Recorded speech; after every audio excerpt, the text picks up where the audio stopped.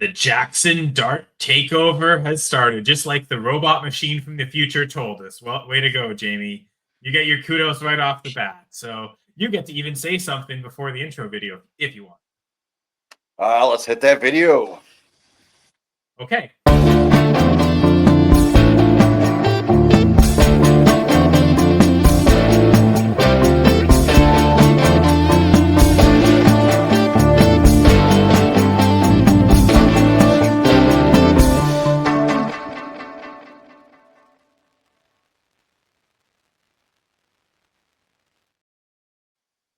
Welcome, everyone, to episode 33 of Dynasty Six Pack. I'm one of your hosts, Kyle Senra.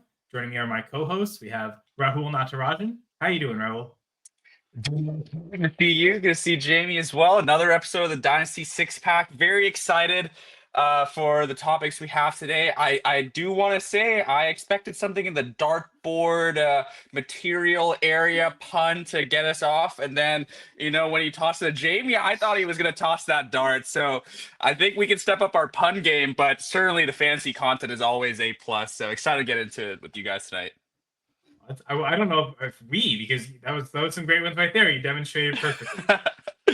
The dart demonstration. But Jamie, dart back over to you. How are you doing, Jamie? I'm not doing too good, man. I know this is an NFL show. Not sure how many of you guys watch college, but I got a bone to pick with these Penn State fans. So I hope you're listening, guys. Why are you trying to get me fired? My buddy sent me a video of the fans holding up signs saying, "Fire Big Game James." Like, seriously? Like, what did I ever do to you guys for you to try to get me fired? Like, if anyone listening to this is a Penn State fan, I just want you to know I am Big Game James. So calm down. I'm literally just here talking football. I'm not bothering any of you guys. Yeah.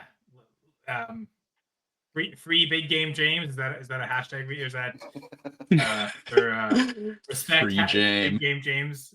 Because you're free to say whatever you want here, Jamie. And I mean, certainly it's fine. We're free to talk about our own topics. We're here to talk Dynasty fantasy football. Each of us has chosen a topic to talk about for today's episode. And of course, the ability for us to talk to everyone is brought to you by Fantasy Six Pack. The website, fantasy6pack.net. A lot of great articles there. But you could also get premium articles through the All Access membership. And right now we're running a promotion.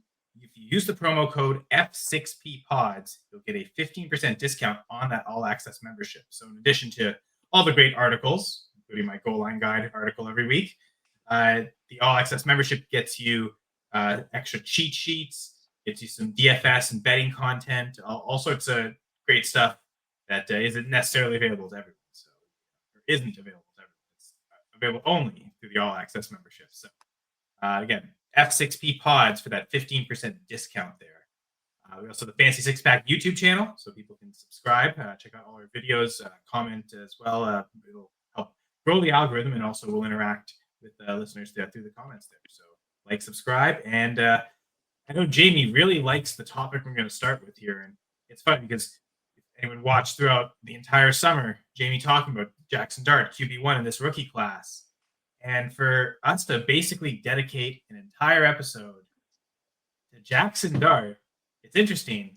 It's actually not Jamie's topic; it's Rahul's topic. So, Jamie, you got to hold your tongue about Jaxson Dart for a little bit because Rahul's going to lead us off here.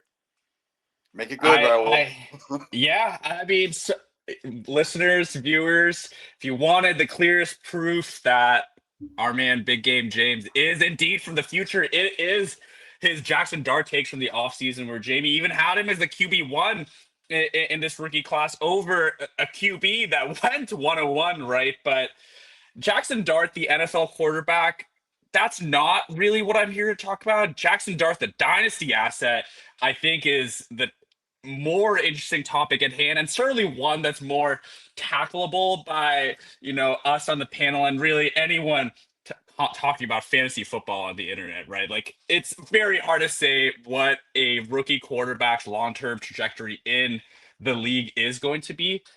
But let's start with what Jaxson Dart has done so far. In 3 starts, weeks 4 to 6 of this season, he's the QB 13 in points per game. It's QB 10 on Fantasy Pros, which I realize they actually don't count fumbles lost which is interesting. I kind of been taking those points just as gospel as my standard league.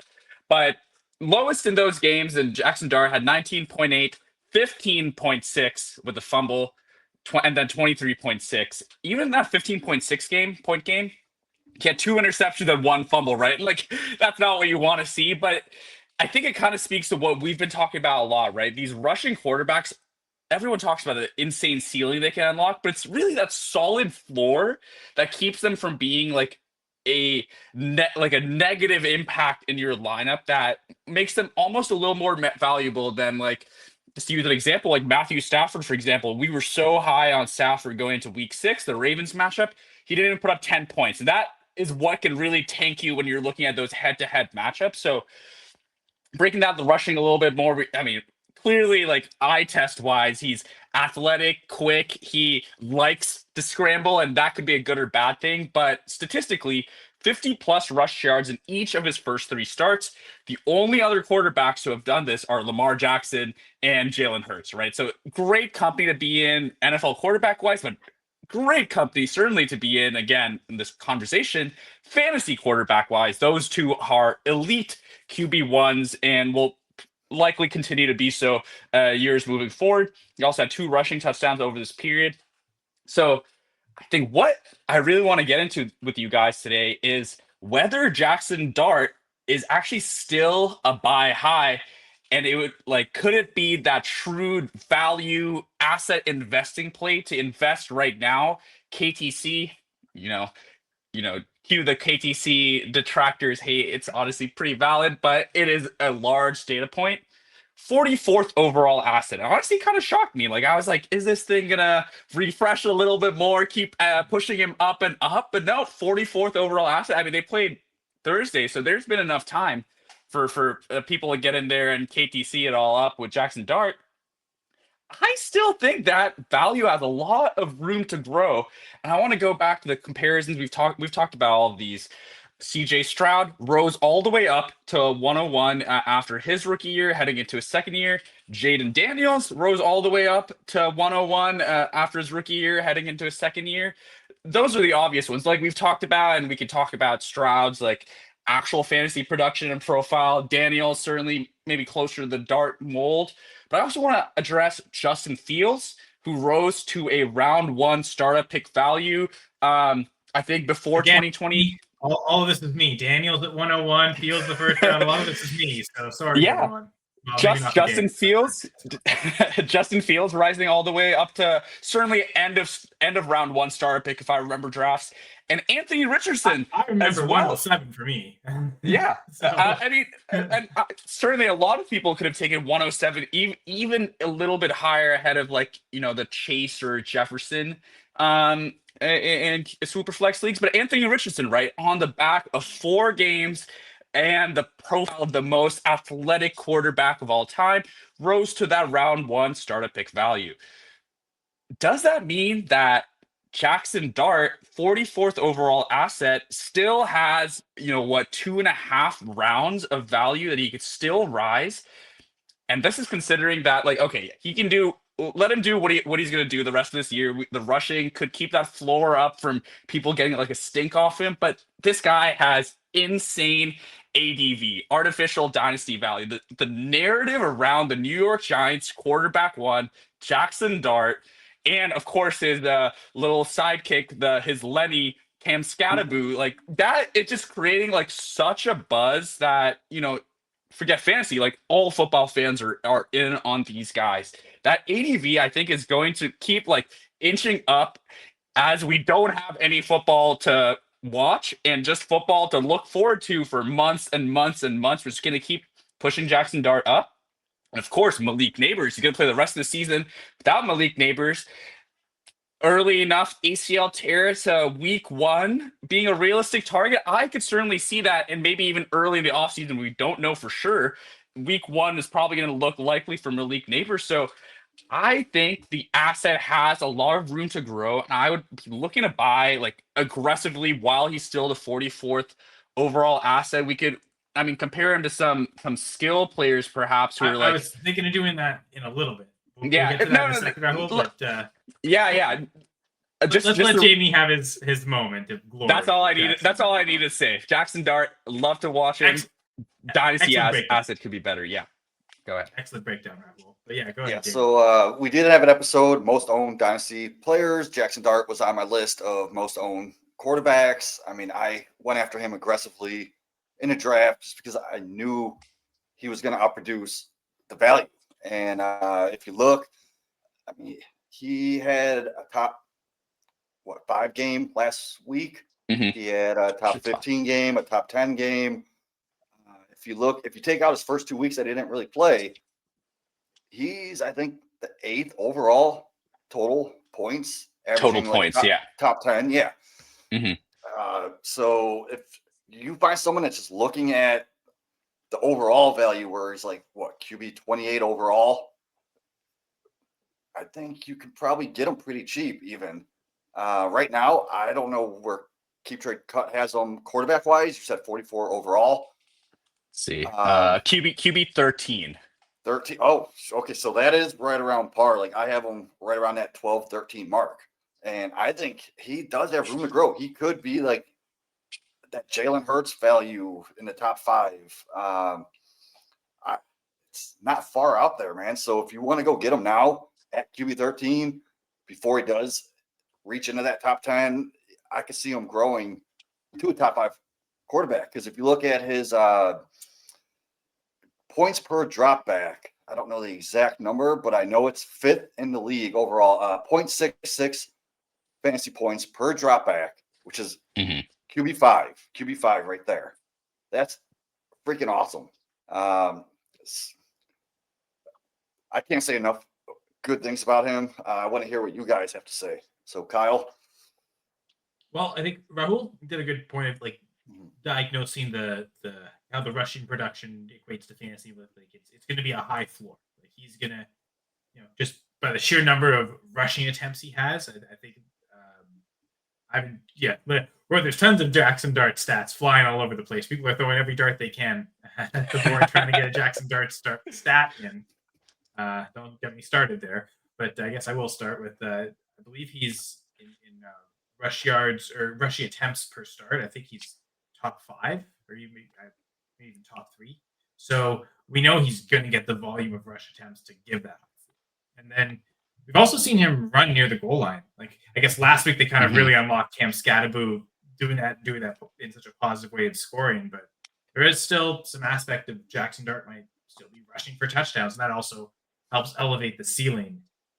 If you look to a single week basis, there might be weeks where the passing really won't be there, but his rushing just sustains him entirely to at least have a safe floor. The games where he does pass really well, that's where he'll really combine for a high ceiling. So I think that was a good breakdown there by Rahul. So knowing which quarterbacks are high upside, which ones are high floor, and he does fit the mold of a Jaden Daniels, Lamar Jackson, high floor quarterback. That the single digit point weeks are going to very rarely happen. Ever. And, right. You might not get a lot of 30-point weeks out of them, but their floor is going to be really safe. So that knowing that is good to know what knowing what you're getting at a dart, knowing how to use that. In single quarterback leagues where you have high upside quarterbacks, maybe there are matchups where you'd switch to that, but certainly in superflex leagues, you're not really ever going to bench Jaxson Dart. If you have enough quarterbacks, you could maybe bench some of those high volatility quarterbacks. Okay, if I've got 2 quarterbacks, give me 2 solid starters. A guy like Dart, you're probably never leaving your lineup in superflex.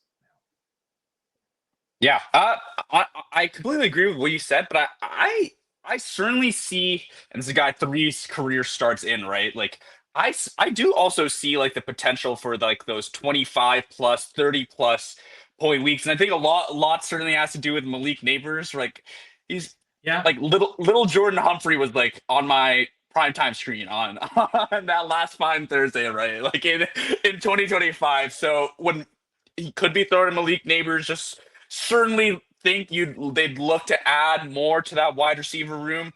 That's interesting that this coaching staff had actually spent a 2nd round pick and a 3rd round pick on Wandale and Jalen Hyatt. Wandale's a nice little player, but they haven't got that return for value just yet. I mean, compare like if he was throwing to like Jaden Reed's in the second round and Romeo Dobbs is a 4th round pick, like you'd probably feel a lot better already about Jaxson Dart. But I think fantasy wise, great asset. And if like, you could see him push up. So Kyle, I know you're alluding to teeing this off, but skill player comparison, I see Saquon Barkley, Garrett Wilson, right above him, Brian Thomas, Brian. Well, that's a tough one, but James Cook. Like I would want to still move aggressively and get Jaxson Dart before he reaches that 12th overall asset, which I certainly think is within his like range of outcomes come like May or come like August of next year. Yeah, from a super flex perspective, you probably, if you think he's going to be at least a quarterback that's going to start most of his career, like isn't just like a flash in the pan. Oh, he's producing well for fantasy, but it's not sustainable for winning games, and he'll get replaced quickly. Doesn't seem like that's the case with Dart, right? I know Jamie will certainly say he's going to be a quarterback for the next 20 years, probably because he's so great. But I'm willing to say he's shown enough that like he's not a guy we're worried about getting benched throughout his rookie contract. Not throughout his rookie contract, but even if you say like he's only guaranteed to start, through most of 2026, right? Into his sophomore year, he'll get at least 10 games before bad performance could like bring a question. I want to bring it back to like the examples of Justin Fields and Anthony Richardson that they like. Anthony Richardson certainly had 4th overall draft capital. Like Fields, I think what was like maybe 10th or 12th overall pick. Those players had, I think, similarly easier to say in hindsight, but short like range of like they could have busted immediately, and maybe we should have seen that before we put them as we took them as high as we did just like 2 off seasons ago. But I almost think like if you can get Dart now and sell him at 12th or 15th overall price in a year's time, that's how you build up a dynasty team. I almost wouldn't need. I honestly don't even want to say like get Dart to be your starter in 2026. Get Dart to be an asset on your team heading into 2026, and then maybe we're seeing like Dart for QB1 of this 2026 rookie class plus an asset, and that's how you're like really increasing the value of your dynasty team. This is just like an interesting example of an asset to like break down where this value is going to go. I do think there's opportunity. Well, saying from where it's going to go, I mean, let's also context where it started. I mean, a lot of people probably got Jaxson Dart in the back end of the first round of rookie drafts. Maybe that's a contending team that lucked into a new quarterback or someone. They've traded their picks and it's a rebuilder. But either way, it's probably like Dart's already. If you were to sell Jaxson Dart today, you've probably already profited on his value by a wide margin over what you took him in rookie drafts. But to your point, Rahul, you think it's going to continue to go upward. So, Jamie, you want to chime in here at all? Yeah. So let's pretend we were doing a rookie draft today. Like you said, it back months ago, we were getting late first. I've even got early second. Where would we put them in the class? So obviously 101 would probably still be Genty, right? See, I'm thinking so, but I already think this is where the Dart discussion begins. And could you consider Dart in Superflex as the rookie 101? I don't hate it. I think no later than 3, where top 3 is a tier of Genty, Egbuka, and Dart. Like honestly, I do think you go top 4 with one at each position and throw Tyler Warren in there. Yeah. Oh, and you man. basically, however you want to order those 4 assets, you basically have the one at each position. I would probably, I'm with you, Jamie. I think I would still take Genty, push came to shove. I just believe in him as the prospect so much. I'd probably go Genty, Dart. I want to go with my priors before the draft of Warren and Egbuka, but man, we really just devalued Egbuka so much. I probably would go Egbuka, Warren. Now, if it was tight end premium, I think I would go Warren. Non-tight end premium, I still think I would go with Buka over Warren. I mean, if it's start 2 tight end, I'm definitely going Warren over Ibuka. He Oh, might yeah. even be the 101. But yeah. No more Travis Hunter, even if it's IDP at this point. Like if it was IDP, you might go 105 with him. Man, all those 103s I spent on Travis Hunter are really biting me in the behind right now. And I mean, I actually still really like Tedero McMillan in that close to. I think we talked about that before. Then McMillan and Hampton probably slot in right after in the next tier. I think there would be a top 7 that you could probably mix any which Judkins, way. yeah. Well, maybe 8 then, because I was thinking Genty, Ibuka, Dart, Hampton's still up there, Tet. I still love Travion Henderson, and then Tyler Warren. Then, yes, Judkins. So let's say top 8. So I would put Cam Ward right around where I was probably drafting Jaxson Dart in the late first.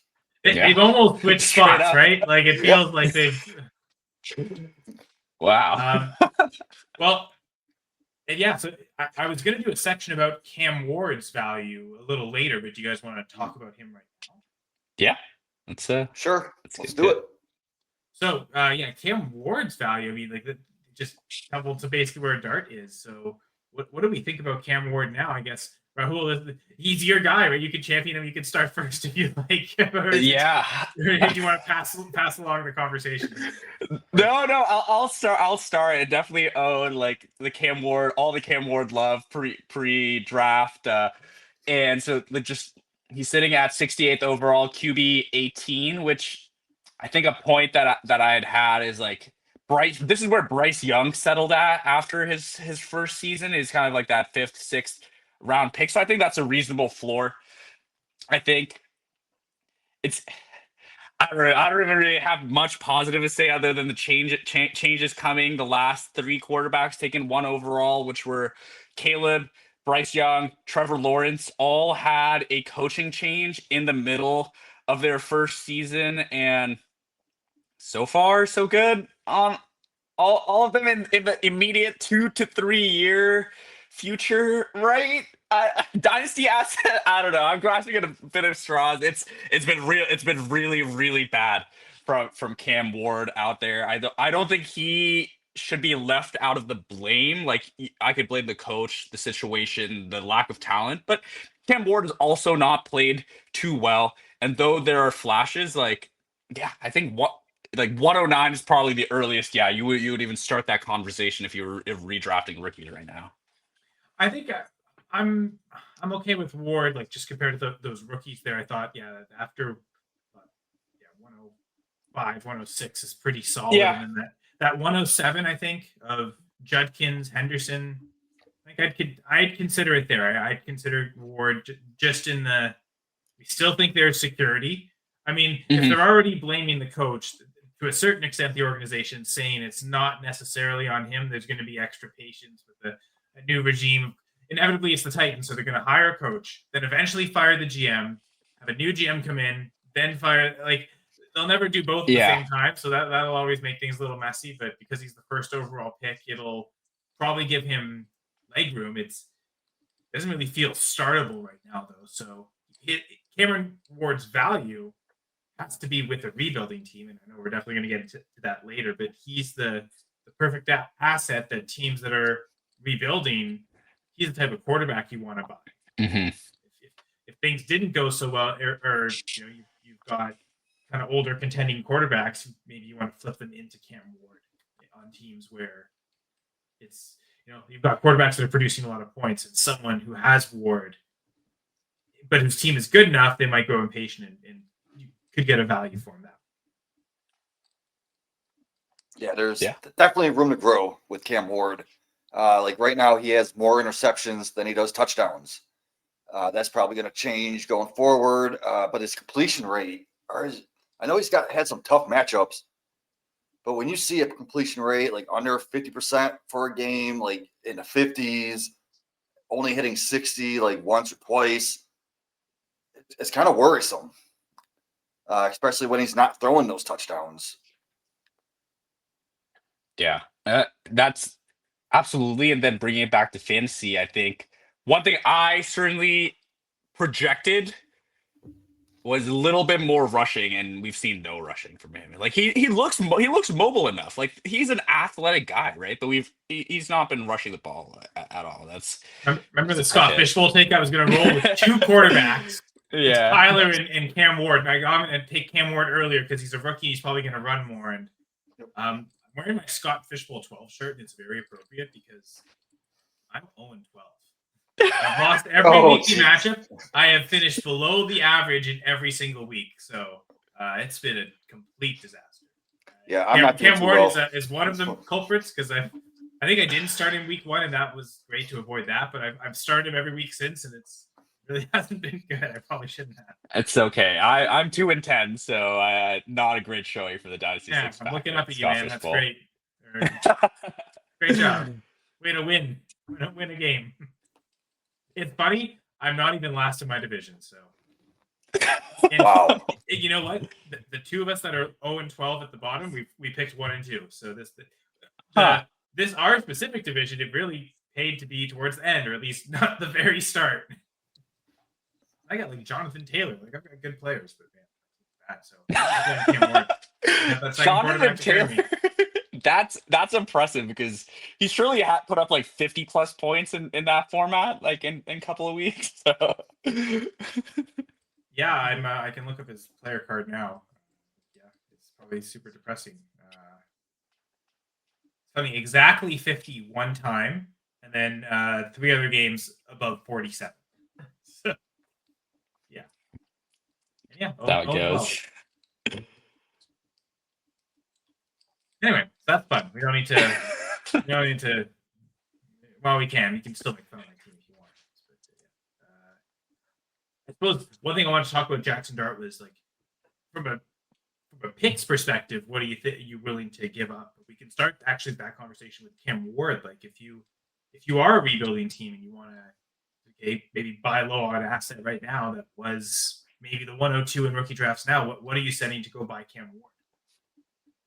Not your own first, certainly on a rebuilding team, but late 26 first, I think certainly valid for Cam Ward. I'd love to. You had kind of alluded to there, Kyle. Like if you have a veteran asset, like could you you have maybe like a Dak on a team that's not going anywhere. Can you turn Dak into Ward plus at that point? Can you turn Darnold plus into Ward? Like those are. I would like to make that kind of trade rather than give even a late first. It's not the way I'd want to go about purchasing Cam Ward on a rebuilding team. So I was thinking, how do you get that late first as well as a rebuilder? You're going to have to give up an asset there. But doing this actually, maybe that's how you get late first and Cam Ward together. That makes sense. Yeah. So let me ask you: would you give up like James Cook plus third to try to get Cam Ward? Or not Cam Ward, Jaxson Dart? Oh, yes. Well, yeah, we're going to get the Jaxson Dart in a second there, Jamie. Cam Ward. I feel like almost the plus has to be on the Ward side, but again, because it's probably equivalent. I don't know. I'd rather James Cook, honestly, straight up as an asset right now. I think so too. I think that's a little much. I think you're not necessarily looking to give up premium assets. Like, are you, I guess, falling knife, just like trying to get off like a Derrick Henry or someone who's Cam Ward isn't willing to do that necessarily unless because we knew you're a strong contender. Just does Henry look like someone you want to invest in anyway? Right? So I guess it's a lot tougher to do with running backs. I'm thinking. Yeah, so I guess Rahul, the one thing you hesitated with, you were saying is like a rebuilding team. Let's say you'd give up your 201, 202 to get Ward, but that's also is the Cam Ward manager doing it for just that. Is that why you defaulted first to a late 26 first? Because you figured that's the price it's probably going to take? I think it's certainly going to take at least a first in value to buy Ward from his original owner, right? Considering the capital. We're human at the end of the day, right? Like loss aversion can be very strong. And if you somehow find that situation where it's like a Ward manager who is competing and doesn't need Ward, maybe you can work out something. But I think a single late first is where I'd put Ward's floor at value wise. I don't think it should be any cheaper than that to buy him right now. Jamie, do you think that's fair? I know you weren't necessarily as high on Ward as Rahul was, but Yeah, I think a late first. The problem is if you're rebuilding, you'd have to have someone else's late first. Mhm. So if you do have that sitting around, I would probably flip it to get Cam Ward. But let's say you had, like you said, running backs. What about Saquon Barkley? If you're sitting there, you're not winning. You're like 0-6, and you're just breaking it down. Would you give up Saquon straight up for Cam Ward? sometimes Yes, it moves your team I in guess. the direction, right? Like and I wonder, Rahul, if you were saying about James Cook, where that was too far, is it because it's that just the difference in age, right? Like James Cook drafted in 2022, whereas Barkley drafted in 2019. Like that 3 years Mhm. NFL usage is enough to say Cook's too far, but Barkley be willing to do because it pushes you towards the rebuild you want. I agree. I mean, right now James Cook might even be like a better redraft play than Saquon, but it's Yeah, more I'm that I ranking him think. higher than Saquon. I think both weeks now. Yeah, So. but I think it's more that if I wanted to sell James Cook, I think I could fetch a higher price than Cam Ward from a team that needed James Cook more than a team that like a team never really like a team that does not need to sell Cam Ward. There's no urgency to sell a player like Cam Ward at their lowest ebb. Like we had a Travis Hunter discussion like a couple episodes ago, and I think we agreed like would probably re-roll Travis Hunter into a first. Quarterback is a little bit of a different one when there's only 32 starting quarterbacks in fantasy football each week, and 24 of them are jammed into fantasy lineups in a super flex league. So, man, I kind of got sidetracked. Let's say you're like, because you made a point earlier. How many contending teams even have Cam Ward? Like he's probably on a rebuilder anyway, but is there a certain rebuilder that probably just wants to sell out for a first anyway? Like they'd rather just get the liquid asset, but. Yeah, it's tough to envision it. Like, I guess I wonder if there won't be a ton of Cam Ward trades made. So here's a scenario. Let's say Kyle, you're competing. Rahul, you're rebuilding. But Kyle as a inaccurate. Yeah, let's say you actually have such a good team, but you're using Cam Ward in your super flex right now, but you're still winning. Would you give Rahul Cam Ward if he has Jared Goff? Would you do that like a straight up trade, or would you want something on top of Goff? No. I'm almost wondering would Rahul want something on top of Ward, but I know how much he personally likes Ward, so I could probably get away with it. But yeah, I'm not trying to have Jared Goff. You'd much rather have Jared Goff. Yeah, I think so like I want those points, and I think there's going to be enough points for the next enough years that like 3-4 years down the line, Goff might still be outscoring Ward. So let's say Goff in a third for Cam Ward.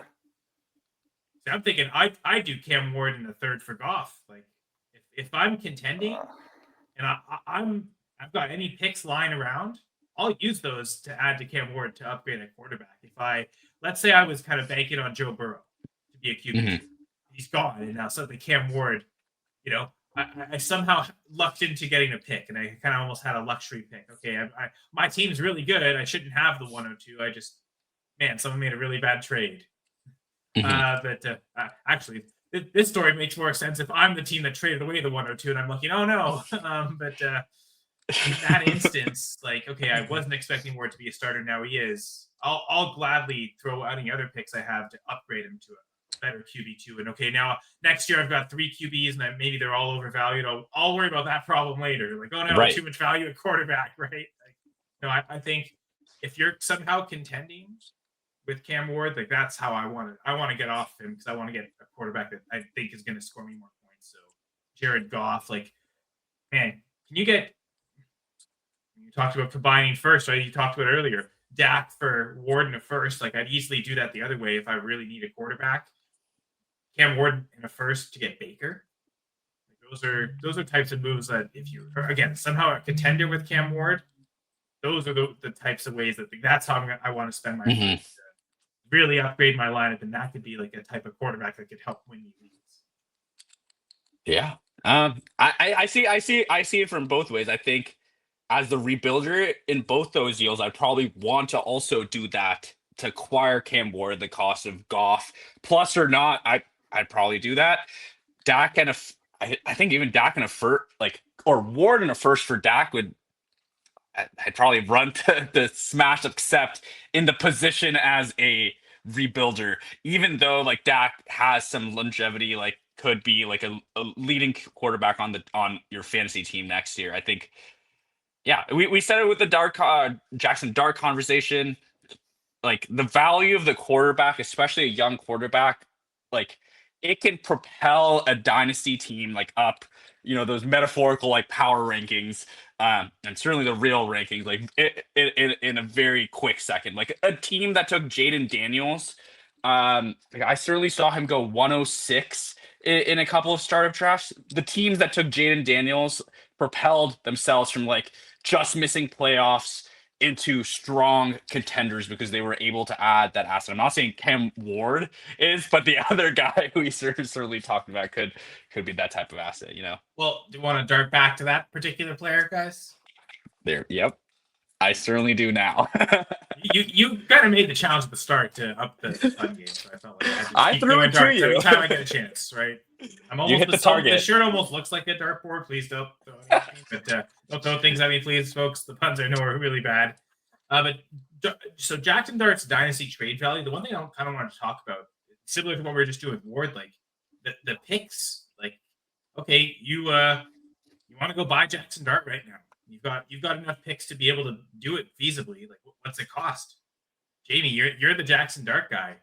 If you've got him, what's the offer that someone has to send you to get him off your roster? Let's start at the highest point right now. Mm-hmm. Jamie's maybe the highest on us. Well, we'll see. We'll get to the rankings later. But what would it cost to get Jaxson Dart off your roster, Jamie? He's on one of your picks. For pick wise, I don't think you can.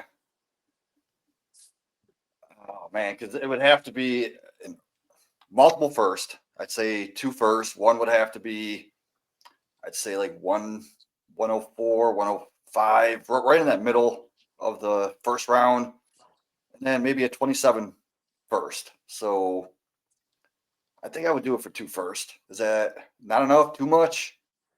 I don't think that's.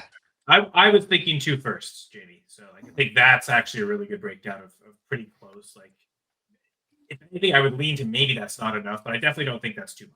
Like that I think is fair for, because if it's going to a team that's competing, I'm not doing it. I don't want their first. You'd want to be like it's a team that you're selling to a contender, but they've got extra first. Like they've got, let's say they have multiple firsts and you're not buying their own. They somehow they're good at trading and they stole a first from a non-contender. They have one of those first lying around that, again, could be like a mid first. And okay, I'm selling to this team. It's not helping that pick get any worse or better. The middling team that they stole the pick from is improving, and thus hurting the chances of it being early by making this trade. Like those, you target those type of teams, or straight up just you're targeting a team that wants to rebuild, right? Like, man, my team is desolate, it has nothing.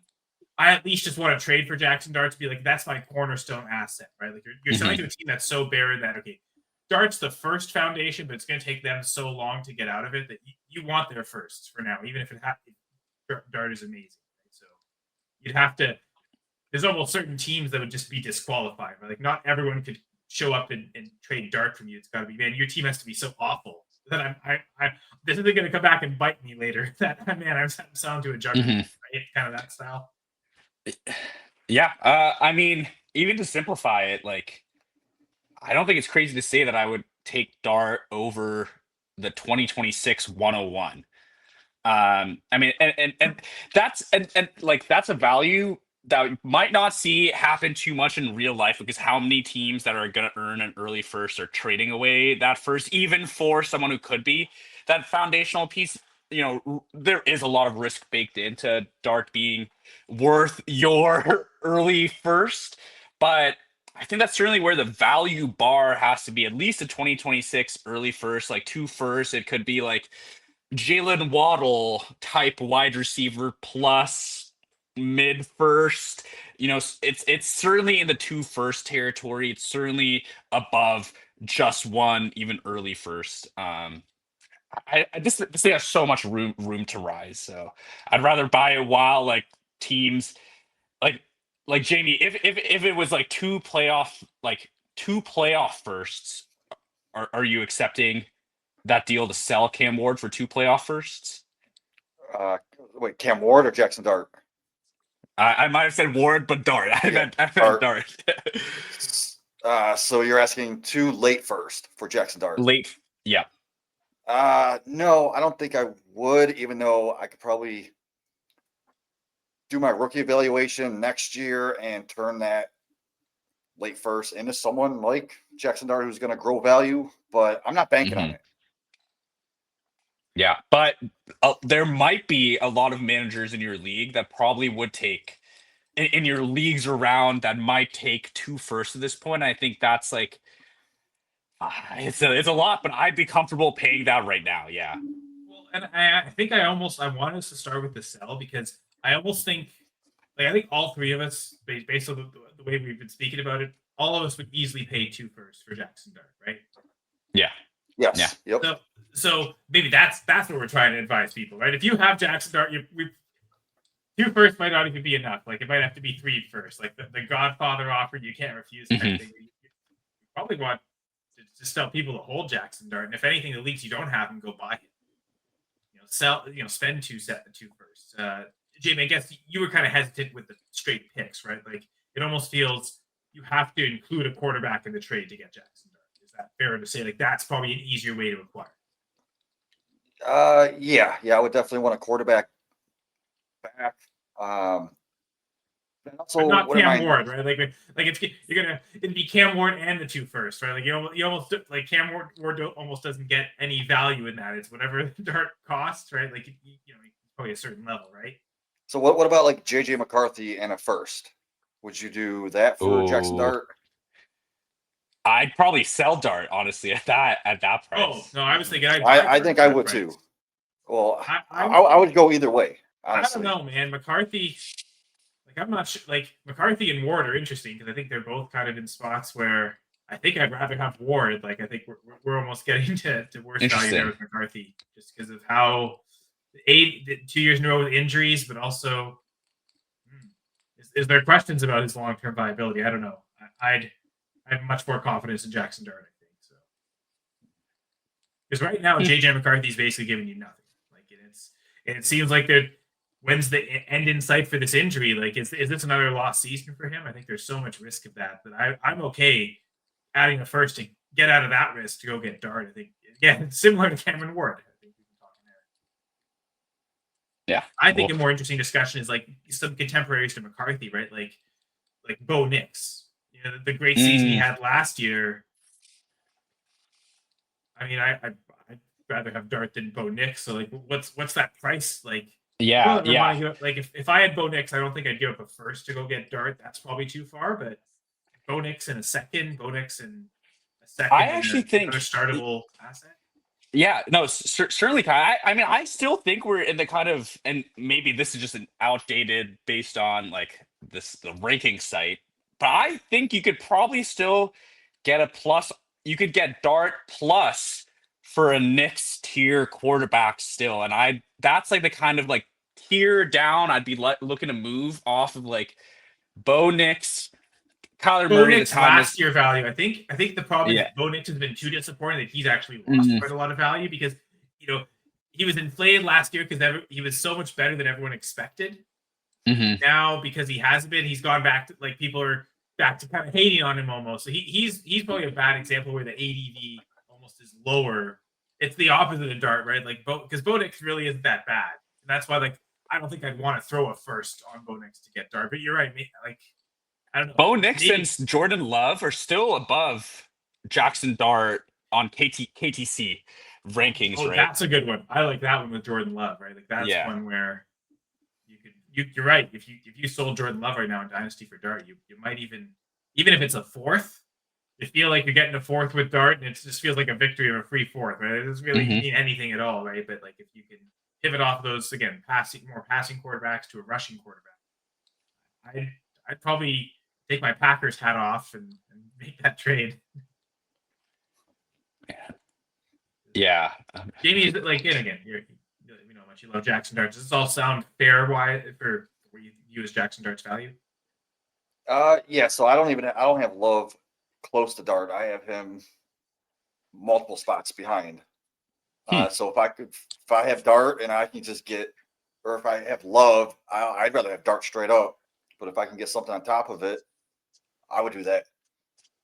And sometimes you like to be aggressive, and just if you want Jaxson Dart, you might have to forego what Keep Trade Cut says, and just I'll throw a third onto Jordan Love to go get Jaxson Dart, even if the trade value chart or what a certain site says, just because they say something to, like, if I really want Dart, well, it doesn't matter what the I'll pay more than what I should pay to go make sure I get it. Right? Like, that's also a possibility too.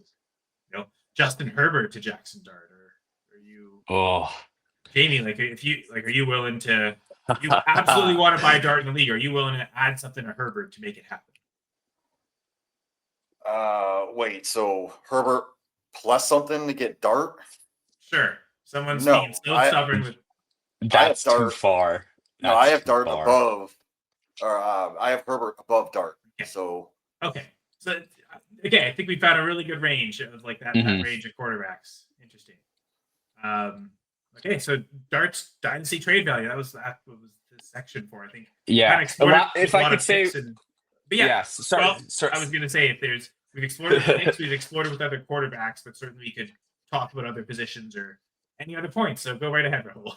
Yeah, sorry for cutting you off, but the last message I want to leave to our viewers before they attempt to buy Dart, based on this advice, which I will stand by 100%, is maybe wait until Jaxson Dart plays the Denver Broncos this weekend, and then that price gets just a slight haircut before you go in for this trade. Yeah, as much as I love Dart and he could be top 10, I have him outside my top 20 this week.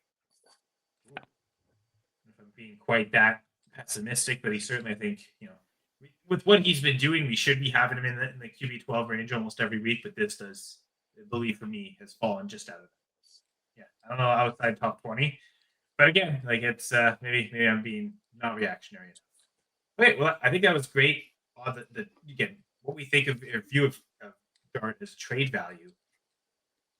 Where is he in the rankings specifically? I know we've already hinted at it, but let's be the big reveal here. So, Jamie, I think you've already kind of said it, but do you want to confirm with everyone, where do you have Jaxson Dart right now in your Dynasty quarterback rankings?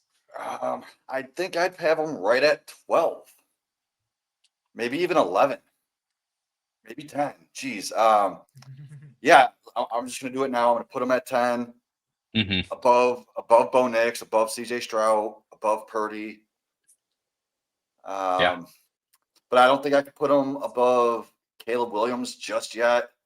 Yeah, be the next step. I still got Joe Burrow above him, Herbert. Obviously, like the Mahomes, and then the top 5 guys like Drake May, Hurts, Lamar, Daniels, Allen. So I'm going to do it right now and put them in number 10.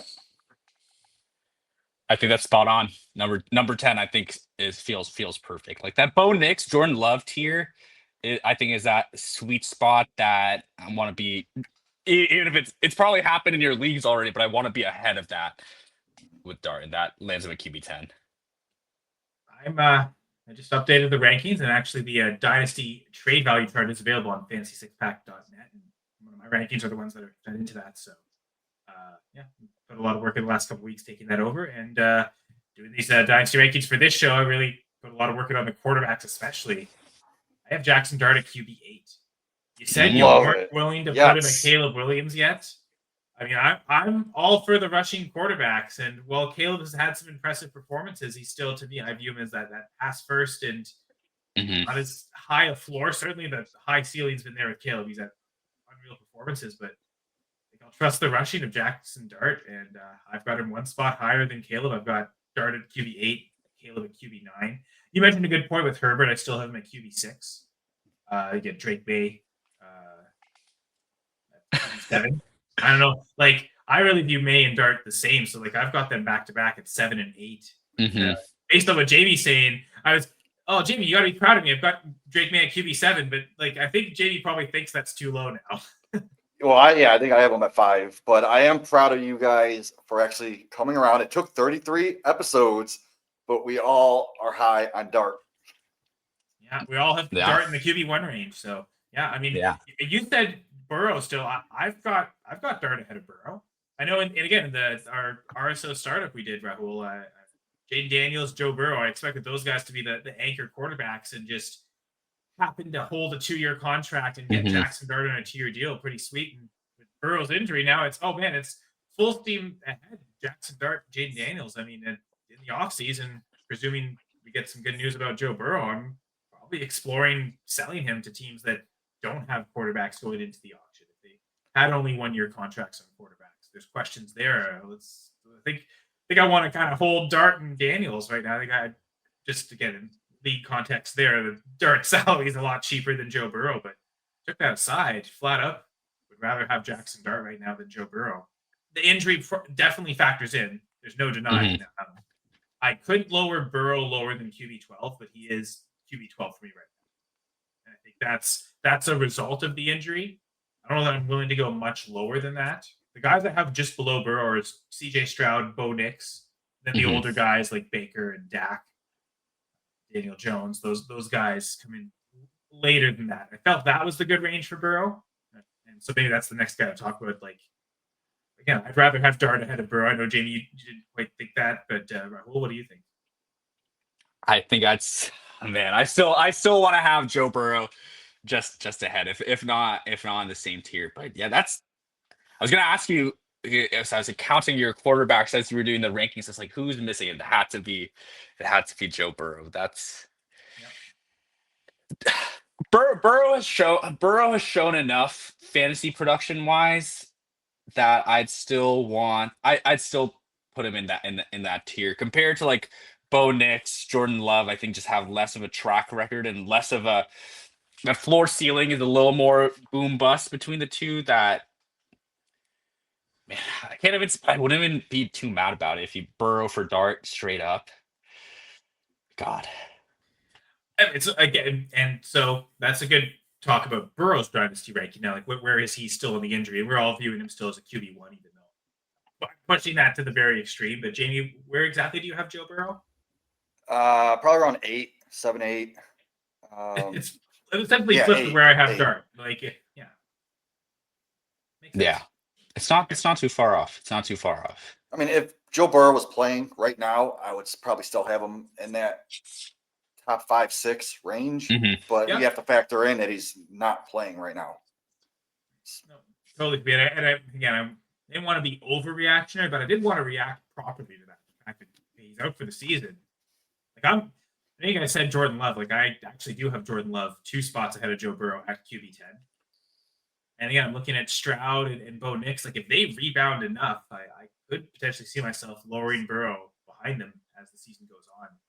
Purdy's one where I've got him just ahead of Burrow, and the thought is, well, Purdy's going to come back this year, so he should be 1 spot ahead of Burrow. But again, who knows? If he re-aggravates it and he loses value, then he tumbles suddenly well below Burrow. He further starting a little further back. So I think that's pretty good value there. I mean, I think that's. I don't know that we have full close consensus on the top 12 because, like I said, I've got Love at 10. I could see maybe you guys don't have him in the top 12. And you're preferring either a Stroud or a Bo Nix in that regard.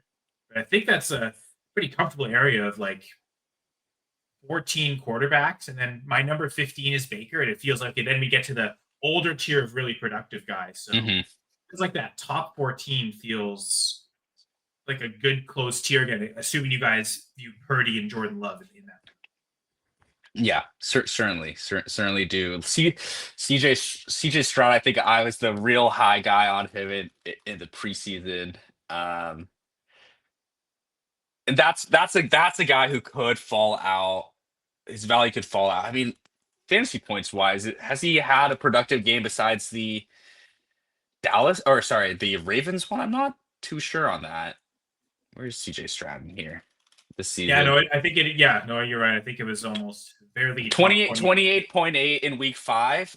Then he has an 18, and then the rest are 15, 10, and 12. So that's one that feels pro enough to fall out. So I think I would put Love at 11, Purdy at 12, Knicks 13, Stroud around there, and Dak and Baker. But that's pretty strong top 16 dynasty quarterbacks right now. Jamie, yeah, you feel anything to add to all this? No, I think we covered most of it. Yeah. And part of this is a great preview to next week's episode. We're going to talk about our dynasty rankings, and that's the only topic we're going to speak about. Just basically halfway through the season, week 8. It's not quite week 17, halfway. But we don't do half episodes; we do full episodes. So at some point, we'd have to do that. So it feels like it's a good time to talk about that. So we're just going to go through rankings. Maybe not focus too much on quarterback. At least maybe not this top 15 that we've kind of dove into quite a lot today. Might finish out the rest afterwards and see where we go from there. But Jamie and I both have topics we're going to share pretty quickly. I had a feeling that Jaxson Dart in quarterback conversation would dominate. We've hinted at it a couple times. Speaking with Cam Ward a lot of the time. Rebuilding in Dynasty. And Jamie, you kind of wanted to, because I have seen it too. Some teams, they go complete scorched earth. And we talked about how does a rebuilder buy Cam Ward? It's because they have first. Because they've sold so many players that they have 3-4 extra firsts. And now, could you take it too far? So I think you want to caution people, and you've got a message to say to anyone who's potentially thinking about rebuilding or even tanking their team. Yeah, I'll make this quick. I just wanted to talk about how to lose points smart without actually gutting your whole roster. First, you got to keep the foundation. Make sure you have a young core. And then trade away those now points. So those veterans that are scoring on your team that could lose value long term. So get rid of them now while you can. And then you got to optimize your starting lineup for just controlled points. You don't want to score too many, but you also don't want to look like you're throwing the season also, because that could be against some rules. And then try to stack value on the bench. So like you got to fill in your bench with the IR stashes, backup running backs, rookie developmental guys, most likely receivers or tight ends, and then like hurt or suspended players. And then also then you want to look active, stay passive, don't just give up, but like engage with trades, waivers, league chats, and just so it doesn't look like you're throwing these games. And then final, you have to know when to flip the switch.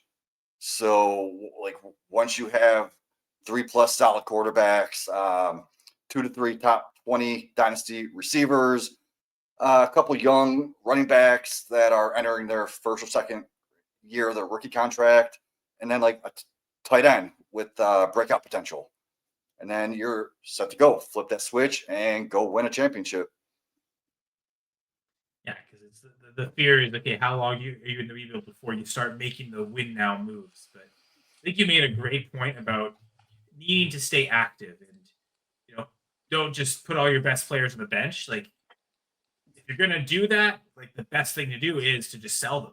Right? Like don't have them waste time on your bench. Like morally, right? You should always be setting your best lineup anyway, but also from a practical perspective, you're losing so much value. Like capture that value by trading away those players, right? Like make your team so bad roster wise that like you have like the really bad players you're starting are still like your best options. Like that's the one way to go about it. But I mean, you said it, Jamie. Like be active on the waiver wire. If you're in a rebuild, you almost have to be more active on the waiver wire because you can be getting the players that pop up and suddenly gain trade value out of nowhere, and you get extra picks, even if it's just like an extra third here or there. You're constantly making waiver pickups and also then willing to flip them after you get them or after they have good performances. That's how you build a treasure trove of assets. And even if there's like not as like you maybe only have one first, but a bunch of thirds, package them together to kind of move up, package more things to move up. Maybe that's how you get an extra first, or you get enough extra seconds to gain value that way. But yet you have to remain active. You almost have to remain more active if you're a rebuild. If you're a contender, you got a really solid team. Okay, set your lineup and don't mess with it too much if it's really working. But the rebuilders, you've got to almost grind every single roster spot on your lineup. Like don't, like you said, Jamie, like leave good productive rookies on the taxi so they're not counting points towards your lineup. You don't want to accidentally win, right? If you are trying to rebuild, you want your pick to be as early as possible. So stash as many good players in the taxi squad as you can, and then from there, the rest of your roster, you're just constantly trying to churn it. Pick up players that could get value. Once they get value, trade them. Open up roster spots again. Pick up more players, and a lot of times, like you said, that'll be backup running backs.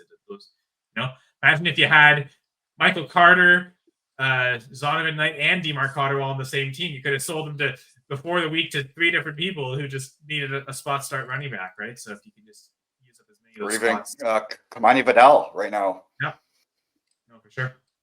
That's a great one, right? Found money, you know that eventually it'll be over. So while he's scoring points, probably the most highly valued he's going to be at this current moment. So I may as well. Yeah, just make sure you sell all your running backs that are, I would say, age 26 or 27 and above, because they're not going to help you like 2-3 years when you're actually ready to compete.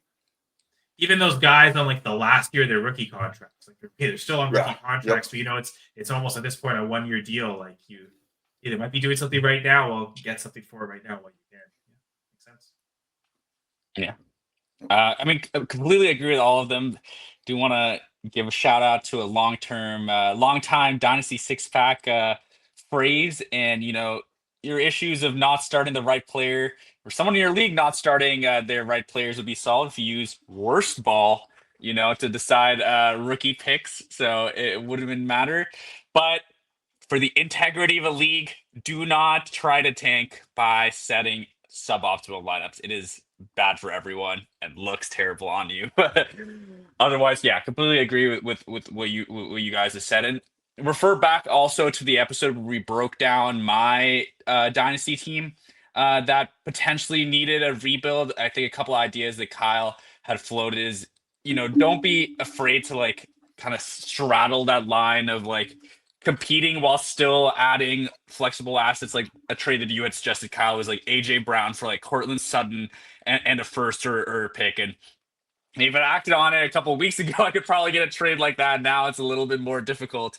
But yeah, get creative, get creative. I did do that trade actually. Sutton in a third for AJ, or Sutton in a first for AJ Brown in a third. So I was getting off AJ Brown.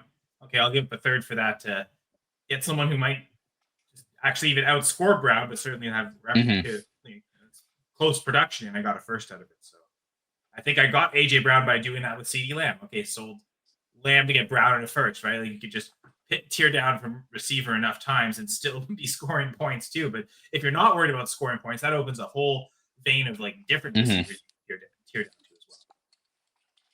But if you are trying to score points, those start-sit decisions can become quite complex. Sorry, I just want to take these off and share a screen, because sometimes when I have a lot of tough start-sit decisions, I create a start-sit spreadsheet here. And so I end up throwing a few things in. I think I just want to show people what I kind of do on a week-to-week basis when I'm looking at players. So, in certain leagues, it's okay, just decide between 2 players. Like our first one, Rahul, is our RSO league right up here. That last flex spot. And I remember Jamie saying, "Oh, Kyle, you're probably 1 starter short for being really good." Well, I mean, it's weeks like this. Luther Burden versus Jerry Jeudy. Don't love either prospect, the prospect of either, but I've kind of leaned towards Burden, and for a few reasons. So I plug in their fantasy production. Best, worst, like range of outcomes. What's the most they've scored this year? What's the fewest? The median and the average. So median kind of in the middle production, the average of the entire. So 4 kind of production markers to look at. I also use the projection. Typically, I'm using the projection actually from the fantasy site itself, because regardless of whether you think it's reliable, it is tailored to your scoring setting. And it's tough to find projections that'll have the exact scoring setting you have for your league. So I typically use the one that's found on the fantasy site, because I at least know it's geared towards this scoring set. So I at least have that. Opportunities per game, so targets per plus carries, the defensive ranking. Higher number means worse ranking, like worse defense, which is the better matchup to target. Implied total over under the lines set by the odds makers, then the goal line grades, the goal line grade itself, and the differential. So I plug all these things in and just kind of visually see, okay, who's better in what areas. And when it's two players like this, okay, Burden is higher than Judy in more areas, especially the goal line grade. It's a season high 130 for the Bears. It's mentioned in the article. So kind of pushes towards Burden. But what'll really help me is like other these tougher decisions. Like, okay, I've got all these players, bench one of them, right? Like who's the player to kind of seek out and bench? And so I've got some ideas already here, like a couple leagues with Kimani Vidal and J.K. Dobbins, right? Maybe some found money with Vidal. Do you keep going back to him in the starting lineups? I know in one league it's okay, Vidal, Dobbins, and the three receivers, Wandale, McMillan, Addison. Who's the one player to bench? It's probably not the running backs. It's probably Kimani Vidal in a lot of instances. At least I've decided here. So that's how I approach start sit decisions. And I do a start sit show here on going for the Fantasy Six Pack Network on Sunday mornings. I know Jamie does one as well on Going for Two. So there's also tons of great resources. But to kind of help, especially when I have a lot of decisions to make, sometimes it's great to visualize them here. So what do you guys think of this start sit process? I like it. I wish I had something like this. I just make rankings based off of what I think the guy's going to score on matchups and usage from his past. So like this is making me think. So I have Judy right now, probably 30, 36 area. And then Burden, I don't even think he was in my top 50. So maybe I need to rethink what I'm doing. And I think, Jamie, it's funny because when I first did my rankings too, I think Burden was significantly lower than Judy. I'm going to say 36 out of pretty high for Judy right now with how things are going with the Browns. Yeah, I just like the matchup with the Miami Dolphins. True. I mean, hey, that's a team that's just too much disarray, right? The Browns are going to pick on someone, right? I suppose that makes sense. Yeah, Kyle, this is great. And I think this is like great advice for people like who look at rankings and then watch their favorite analysts say like, oh, like these players are all in a tier, and I can't argue if you put like the wide receiver 20 over like my wide receiver 14. But I think this is like actually what we're doing week to week is like sometimes making those like very like head-to-head decisions where it doesn't matter where 48 wide receivers are ranked. It kind of matters where your fringe handcuff running back with an opportunity is going to go against your wide receiver on not a great offense or against a tough defensive matchup. So I really like laying it out like this. And I guess the question I'd ask if like, do you have like a goal line guy aside, because that's certainly a lot where you put the work in, but I guess is there a statistic that you use to break ties in some things that seem close, or like like do you have some like patterns that you look at a little more to decide, or how do you go about this? One of the things I've kind of revealed already is 4 things just for fantasy points. Like what's the most you scored, the least you scored, the median, the average. That's all like directly related to fantasy points. So I feel like having 4 categories just for fantasy points that they've scored was my way of knowing like that's what's most important to me. And so I've got kind of 4 different ways to expose it and see like who's higher in which of these areas, right? Who's got the more spike weeks, like whose spike weeks are the highest, whose floor is actually the highest. Yeah, average. That's and I like looking at player average points per game. Like I think it's a useful stat to use, but I want to look at it next to other things too, and this gives me that opportunity. I'm very visual with numbers, so I like making spreadsheets. So I can, because I'd like to have all this information, but I want to be able to see it all next to each other, compare, and color code. Okay, who's the highest in each category? Put in green, the lowest in orange, and using that a lot. Like okay, who appears to be the high, like who shows up as the highest in more categories more often. Like target them, and ones who are the lowest in more categories more often. Maybe rethink things here. And this one where it's really tough to make the decision right now. Michael Pittman pretty high, but then I'm looking, man, he's got technically the lowest floor by 0.1 points. He has a higher floor than Ken Walker, but then his projection's the lowest. The opportunities per game is the lowest. The defensive matchup is the third fewest points allowed to, in this case, it's the Chargers allowing to wide receivers. Maybe I had Pittman too high in my rankings, and that's another thing too. Looking at Judy right now, just for reference sake, I've got him at 48. And I do wonder if it was that overreacting to this too much. Should he be higher? I don't know, but that's how I go about helping with my start sit decisions. Doesn't mean I'm going to make the right decision, but sometimes it can be overwhelming, especially when you're seeing the same players. Again, a couple examples here of Dobbins and Vidal in a couple of leagues, and deciding, do I want to play both? And I think I'm leaning to I will. This is kind of maybe helping me confirm, okay, there's a lot of green for both of them, especially Dobbins. That's probably a good idea to just go back to that well. Yeah.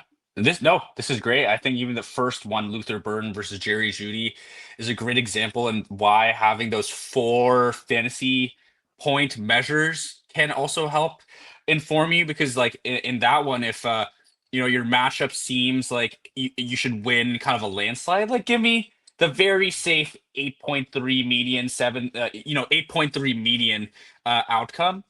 Whereas Luther Burden like clearly has had like one huge boom game, 20 points, but his median is down at 2.68, though both of them have like a very similar average. So like Burden in a game that, I mean, like upside and chasing points like could be the guy. So a lot of useful information here. Thank you. And I guess my last question to you is, like, do you think there's something I'm missing? Is there something I should be looking at, a certain aspect of this game that isn't represented in the spreadsheet? I would say the only thing that comes right off the rip is opportunities per game, especially when comparing positionally. I know a lot of people like doing like weighted opportunity share, especially for running backs. There's like a certain like multiplier you apply on like targets. It's like 2.5 carries equal to 1 target. I wonder if that's something they could layer on to like really even out, like, because the 6 targets for Pittman versus 16.7 for Dobbins come in such different ways, right? And that's maybe the only thing that I'd want to layer on a little bit more. All right. That's fair. I think I used to separate them, one for carries, one for targets, but then it was also like tough to track, and I thought it was just easier to put it all in one. But you're right, maybe I have to reevaluate that. Thank you, Jamie. You have anything to say before we get out of here? This has been great. Yeah, love it.